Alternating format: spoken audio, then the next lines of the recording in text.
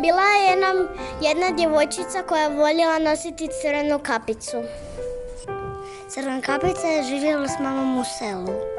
Jednog je dana mama rekla crven kapici da odnese bakici kruh i sok.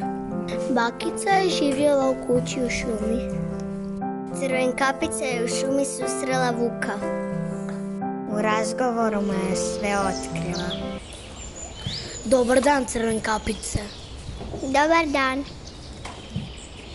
Kamo ideš? Idem bakici. Znaš, ona živi u kućici u šumi. A što joj nosiš? Nosim joj kruha i sok. Odlično, crven kapice. Ja žurim. Vidimo se. Što je bilo dalje i kako su završila bakica i crven kapica? Pročitajte bajku Crven kapica od braće Grimm.